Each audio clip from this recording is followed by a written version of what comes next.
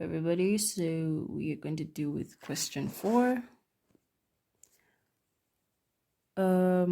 D, that needs us to integrate using partial fractions. So the fraction we have, the equation that we have is x squared plus 9x plus 8 over x squared plus x minus 6 dx. So we need to integrate this. So I feel like the best thing to do before we start integrating is find our a, b, and c if we need a c. So we're going to deal with this as a partial fraction. So if you look at this, this is a quadratic equation. It can be factorized, right? So we need to find the sum product and factor of this to split it out. And when we do that, we have an x squared on top. Actually, we can even factorize both. Yeah, we can factorize both the top and the bottom. So if you factorize both the top and the bottom, you're going to end up with an x plus 1 on the top, x plus 8 over x plus 3 and x minus 2. This is the factorized version of this. If you split it out, the top comes out like this. Let's prove it. So this is it. This is a plus. Yeah. So afterwards, we're going to split out the bottom. So the first part is going to be with the a. So x plus 3 plus b over x minus 2. Now, this is how we're going to deal with this. Now we need to find our a and our b. So to do that, we're going to multiply all of this by what's in the denominator. When you do that, you multiply this by this denominator, you are left with x plus 1 and x plus 8, because it will cancel out, okay? When you multiply this denominator by a, you are left with a is x minus 2, because the x plus 3's will cancel out on both sides. Plus b multiplied by the denominator, you will get the x minus 2 will cancel, leaving you with x plus 3, x plus 3. So let us find what a and b is. So what we're going to do is we're going to substitute. Let's deal with a first. Let's find a first. So we're going to replace x with a value which will make b a 0. And the value that we can substitute is x. We're going to make it a negative 3. So if we do that, negative 3, right? Negative 3 plus 3, this becomes a 0,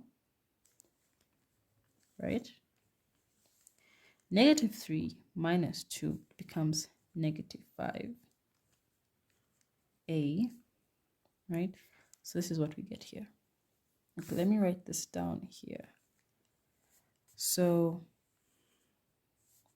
okay, so on this side, so negative 3 plus 1 is negative 2.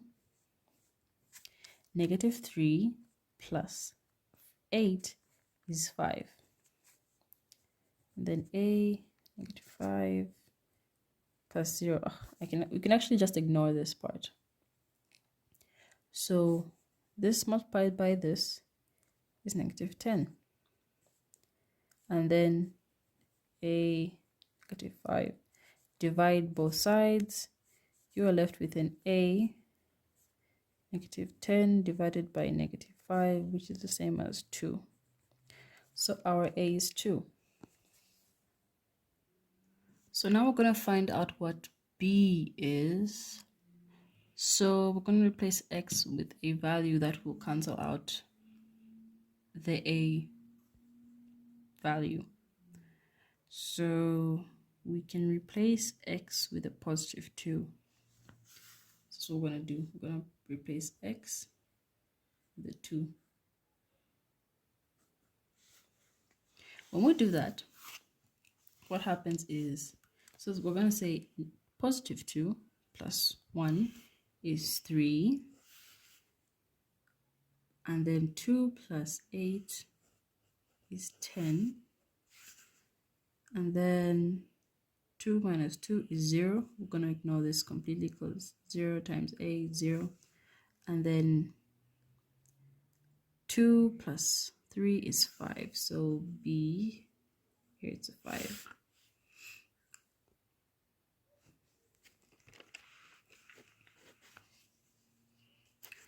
So this multiplied by this is 30. And then B, so divided by 5, divided by 5. B, so 30 divided by 5 is 6. And that is our answer for B. So we've established that A is 2 and B is 6. So we're going to take it back into the equation, the original equation. So when you integrate, we're going to integrate. So it was initially A over x plus 3 plus, dx, sorry, plus B over x minus 2 dx, right? So we're going to replace the a's and the b's with their respective values. So we're going to have an integration of 2 over x plus 3 dx plus the integration of 6 over x minus 2 dx. So what we're going to do is we're going to pull the 2 and the 6 outside of their respective integrals. So we're going to have 2, 1 over x plus 3 dx plus 6 integration 3 1 over x minus 2 dx. So at this point, remember, the thing about having 1 over something, when you integrate it becomes natural log of whatever is in the denominator, provided it's a 1 on top. So we're going to end up with 2 natural log of x plus 3, let's put that in brackets, plus 6 natural log of x minus 2. Plus c, because we have no limits, this is an indefinite integral.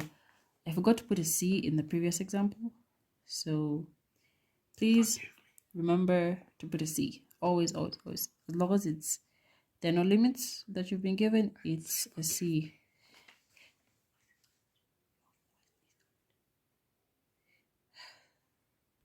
So this is our final answer. Please do not forget to add the c at the end when it's an indefinite integral. Yeah, so that's it for this question. Don't forget to like and subscribe and leave a comment down below.